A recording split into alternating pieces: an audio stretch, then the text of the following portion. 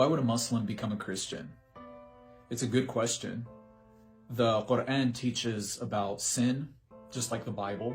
The Quran teaches that there's only one God, just like the Bible. The Quran teaches about heaven, it teaches about hell. It even teaches about Jesus being on the cross, just like the Bible. So again, I have to ask, why would a Muslim become a Christian? Let me share something with you from the Quran that Muslims are commanded to say to Christians and to Jews about their God and their beliefs. Surah 29. We believe in what has been revealed to us and what has been revealed to you. Our God and your God is one, and to him we submit. So the Quran proclaims that Muslims and Christians and Jews all alike worship the same exact God. There's really no difference at the end of the day. My name's Reese. I'm an Arab Christian. I grew up as a Muslim. This is my story as to why I left Islam in the pursuit of Allah, not Jesus, Allah. I grew up in Algeria to a very devout Muslim family. My grandpa would pray 5 times a day. He gave alms. He observed Ramadan. My grandparents, especially my grandmother, were very adamant in teaching me how to read the Quran and how to understand the Quran. They would also allow me to participate in things with them that were part of the 5 pillars of Islam. This included reciting the Shahada, it included praying 5 times a day, it included giving alms. I never went to Mecca, but my grandparents would go to Mecca every single year as opposed to just once in their life. But the greatest thing that they taught me was to seek out what the Quran had to say for myself. Eventually, I moved to the United States with my parents, and I continued to be a Muslim because that's what I had held on to traditionally. As I grew older, I started to feel a deeper hunger to know more about the Quran. Let me share with you some of the fun things that the Quran teaches.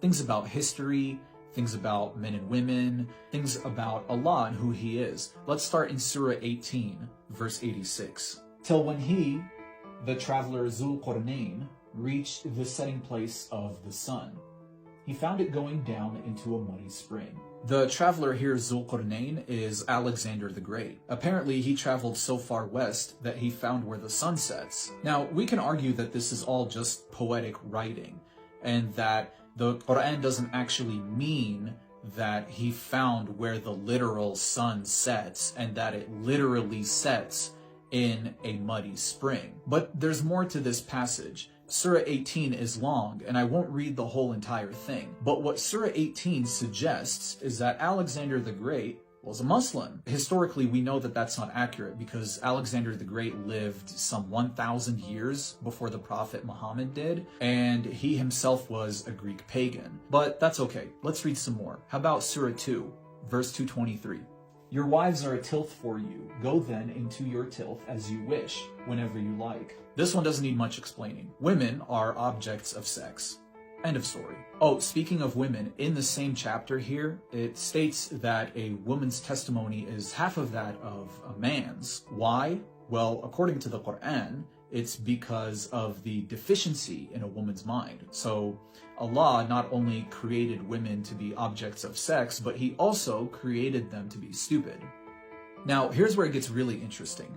Both the Quran and the Bible have a most influential figure. In the Quran, it's the Prophet Muhammad. In the Bible, it's Jesus Christ. These most influential figures act as the prime example of how their followers ought to live and act. So Muhammad is the prime example for all Muslims on how they ought to conduct themselves. And then Jesus Christ is the prime example for all Christians on how they ought to conduct themselves. So let's take a look at the difference between those two characters. So let's start in Surah 8, verse 12. I will cast terror into the hearts of those who disbelieve. This is Allah speaking to Muhammad. And then Allah gives Muhammad instructions for himself. Therefore, strike off their heads and strike off every fingertip of them. Surah 9, verse 5. Again, this is Allah speaking to Muhammad. Slay the unbelievers wherever you find them. Take them captives and besiege them and lie in wait for them in every ambush. Surah 66 verse 9, again, Allah speaking to Muhammad. O Prophet, strive hard against the unbelievers and the hypocrites, and be hard against them. Finally, let's take a look at Sahih Bukhari. Quick explanation here.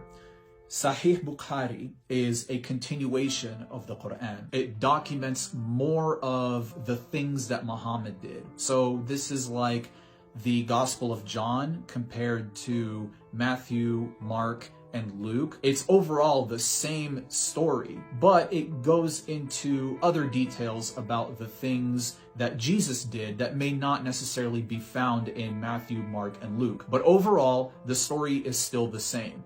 Sahih Bukhari is just like that when it comes to the Quran. Let's take a look here at Sahih Bukhari 52 verse 44.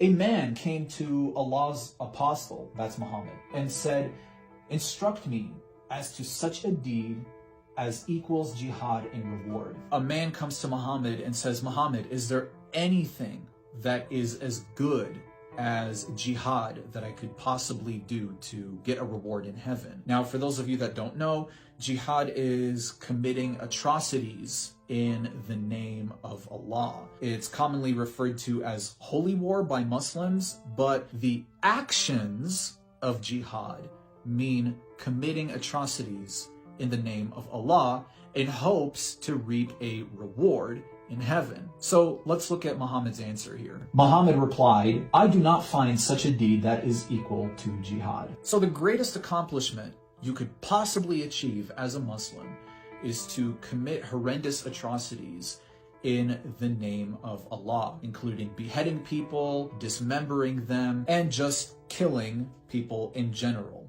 However, there is one piece of silver lining in all of this. It's found in Surah 5. O people of the book, you have no ground to stand on until you observe the law of the Torah and the Gospel, and what has been revealed to you from your Lord. According to this verse, it's the Bible that has the final authority and final say over the Quran. It's the Bible that validates the Quran. So much so that Muslims have no ground to stand on unless they read the Torah and the Gospel. Well, if that's what the Quran says, then that's what I'm going to do. At this point, I'm 19 years old. I'm a third-year college student studying biology, and in my spare time, I'm reading the Bible. Do you remember how I said that Muslims see Muhammad as the pinnacle and the ultimate example of how they should conduct themselves and their lives, and that Jesus Christ is the same way to Christians? Well, let's take a look at some of the teachings and actions of Jesus Christ. Let's start in Matthew chapter